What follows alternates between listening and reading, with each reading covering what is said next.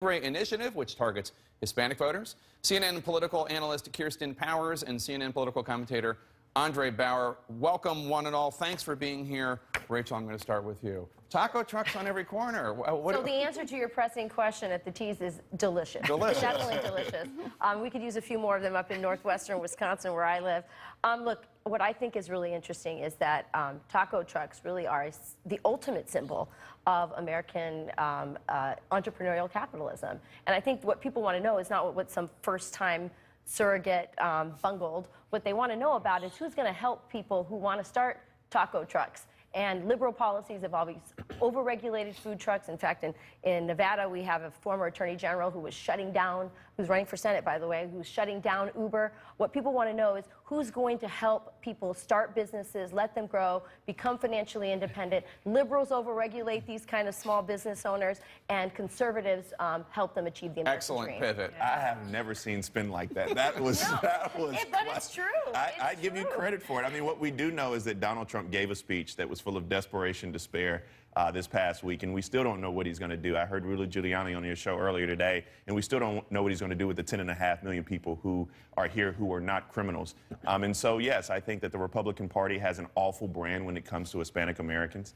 And I think that Donald Trump is just perpetuating many stereotypes that are detrimental to Republicans ever growing their base. Let me ask you a question, because Kirsten, Karen Tumulty tweeted out a story really interesting, I think by Abby Phillip, actually, that Hillary Clinton is actually doing worse with Latino voters now than she was a few weeks ago. According to an ABC News Washington Post poll, her favorability with Hispanics fell from 68% in July to 55% at the end of August. The story also says she's not doing particularly better with Latinos than other Democrats have done. Why not?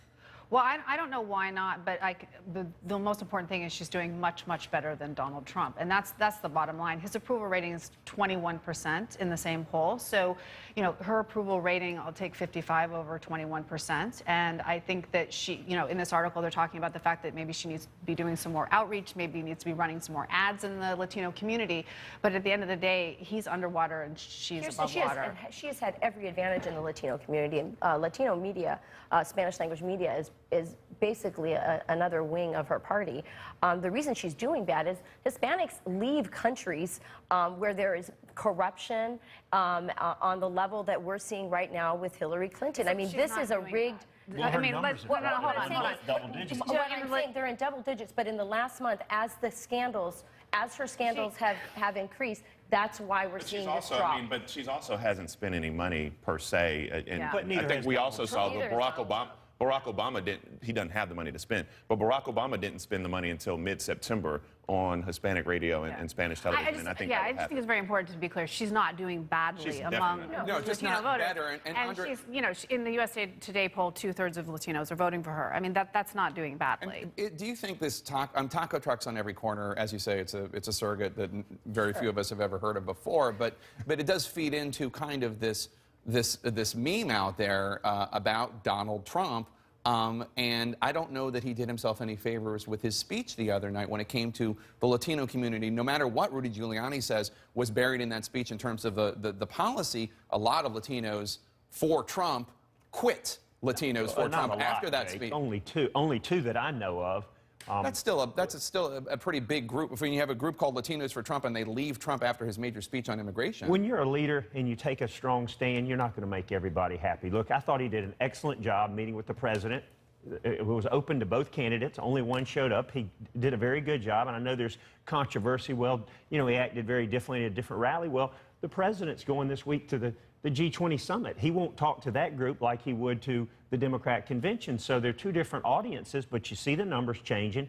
We're getting closer now. It's almost an even race. Labor Day's around the corner. He said he was going to kick the campaign in Labor Day. But the real message is here, look, I like the taco truck analogy. Those are people that are business owners. They're working hard. We just don't want the people here that are stealing the hubcaps. Except he was saying that we don't want taco trucks. But let's turn to Hillary Clinton, because there is another candidate in the race. Take a listen to what Hillary Clinton has been saying over the past year about her emails.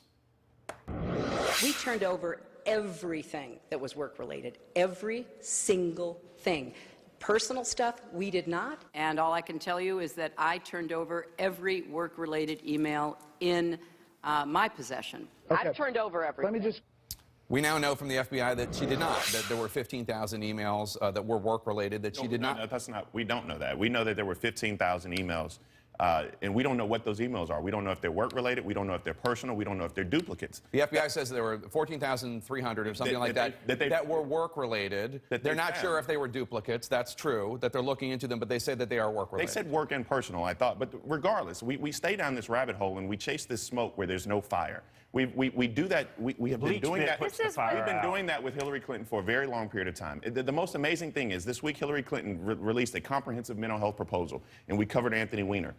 You know, this week we Not irrelevant to the topic, by the way.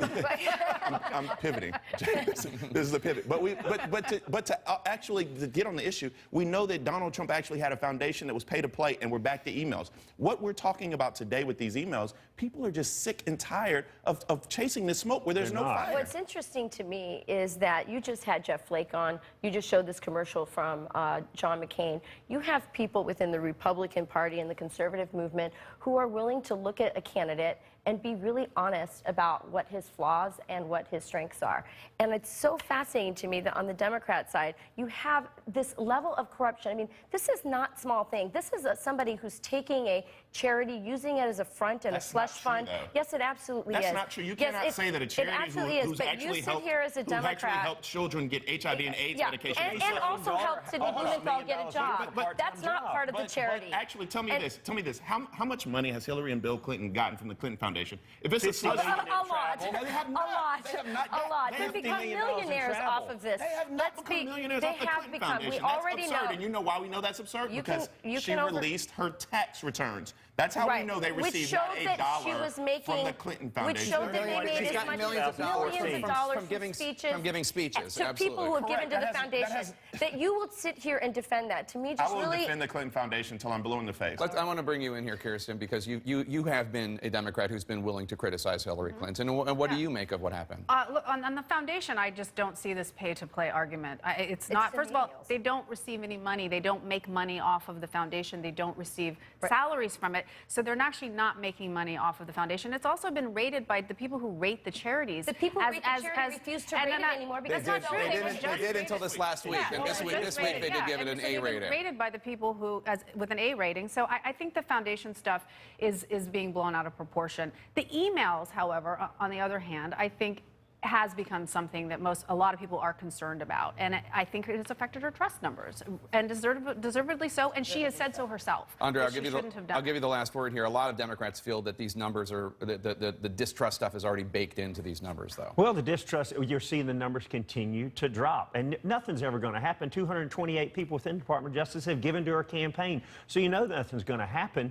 But again, it just reinforces, if you wonder why you can't get her anywhere to interview her, she don't want to have to lie anymore. It's cover up, cover up, cover up, and we're seeing the numbers reinforced by the voters not trusting her. Before we go, congratulations on your 8th baby and the christening. It's Thank you very much. Believe it or not. I'm going to single-handedly solve this ban on the conservative side. If you're wondering why the poll numbers are getting close in Wisconsin, it's Rachel right there. Coming up.